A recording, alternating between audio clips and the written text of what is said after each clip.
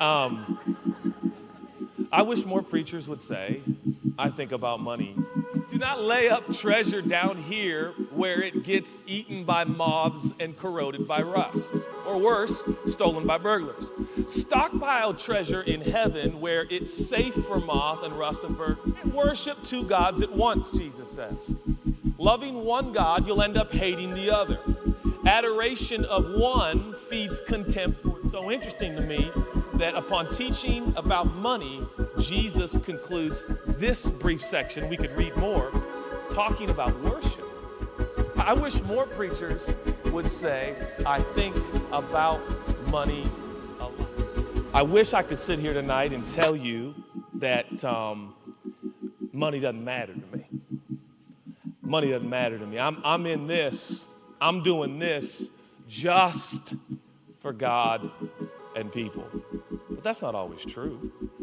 And I just wish more preachers would say that. Money is a revealer, isn't it? It's a revealer. Money, when it's not on the table, nobody's talking about it, it's cool. But when it's on the table, all of a sudden it's like, wait a second, right? Why am I doing this? What is this about? I'm gonna take it. But it wasn't until I was 13, it dawned on me there's also money involved in all this. I don't think that's a bad thing. I think it can become a bad thing. Money is neither good nor bad. Let's say that before we go any further. It is what you do with it. You'll never find in the teachings of Jesus any teaching against money. Jesus does not teach against money. Money is a practical, significant aspect of the human journey and human existence. That's why Jesus talked about it. Jesus has a perspective. Jesus has a project my problems or my shortcomings or my journey on you. But do you think about money a lot?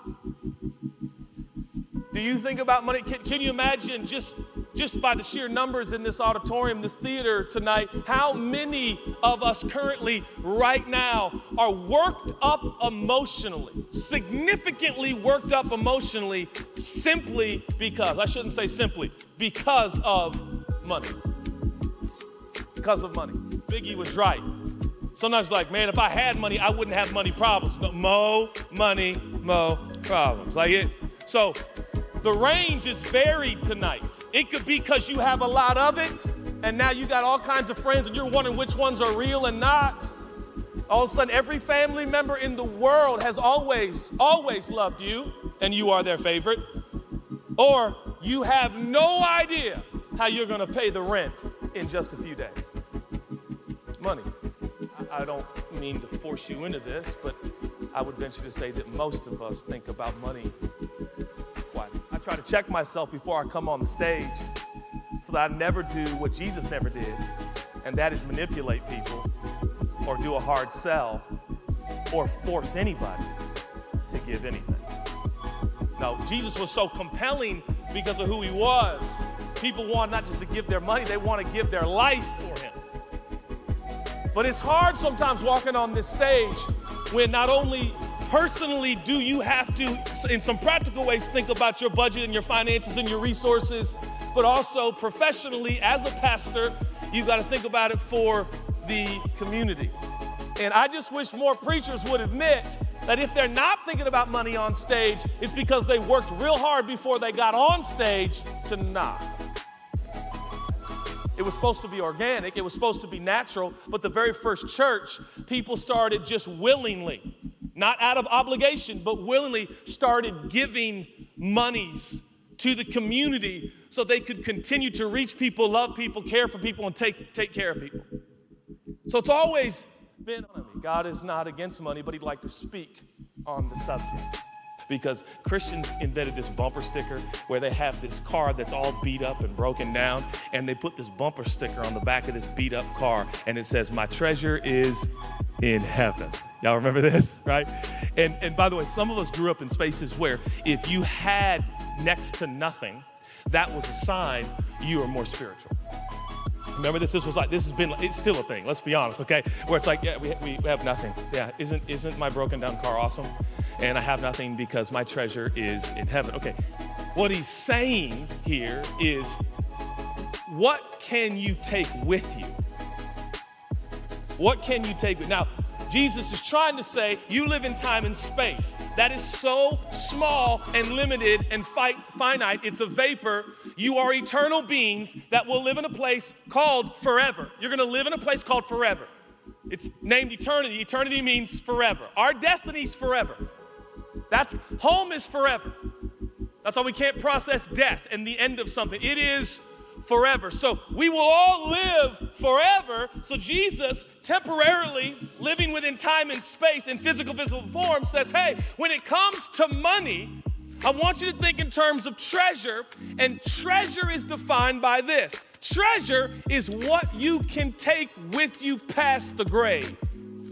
If you can't take it with you, don't put your confidence in it, and don't orient your life around it, and don't make that your focus, because it won't last. Living our lives for stuff and things. Jesus is not against stuff. He's not against things. He's not anti your flat screen. He's not anti your car or your sneakers. Everybody relax. But is that our focus? Is that where we put our confidence? Because Jesus says only what is forever is true treasure. We ruin friendships based on money. We cut off friends for money.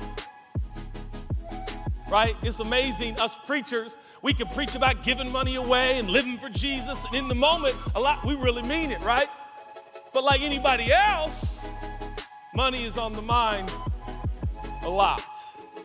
And it's a gut check, heart check. Wait, what am I doing this for? I don't want to live my life for cloth and metal. How funny does that sound? All of a sudden you get stingy. He's basically saying, beware of the evil eye of greed. It can cause a darkness to come over your life. Nothing's enough. Greed is that insidious desire for more with no end. I need more. Greed has one sermon and it preaches it all day long. And the sermon goes something like this. Once you get that, you'll be happy. And man, we keep listening to the same sermon. Greed only has one. You need that. This is right, the word need. Greed likes to use the word need. You need. Money is only one of two things. It is a master in your life, or it is a servant in your life. There is no in between. There is no neutrality. There's no neutrality. We play pretend that there's neutrality with money. There is not. You have to make a decision. Is money going to serve me, or am I going to serve money? There's a term used in Scripture. Some of you grew up in church, you know what I'm talking about. It's actually the term mammon, and it's actually what the money is translated here. And it speaks, mammon is a God-like concept. That money wants to master you. Money wants to direct you. Money wants to lead and guide your decisions. And Jesus is clearly warning against this. He's saying if money becomes your source of confidence, if money becomes your focus, if money is the connection, is the direct connection you have with your emotions, your money starts to determine your emotional disposition, you're going to develop contempt for the only true God. And here's what happens, I'm being honest. Jesus followers who love Jesus, God does not deliver on their expectations financially, and they literally start getting mad at God. And that's a scary place to be. You said, Judah, how do you know that? Because I've been there. That gets us back to life's not fair, especially financially. Life's not fair. Can I just give you a rule of thumb? It usually, rarely, if ever, works out in your favor when you make a decision only based on money. I think you should make a decision based on God and what He values. Can I just interject, P.S., just from a pastoral moment, if you are currently right now facing a very significant decision in your life and money is involved, can I urge you to ask yourself hard questions, have other people in the community ask you hard questions, because I'm telling you, it often, rarely, if ever, ends in your favor when you make a significant decision just based on money. How do you know that? Because I've done it. Yeah, I wish more preachers would say I sometimes do things for money. And money can quickly become a master instead of a servant. All right, so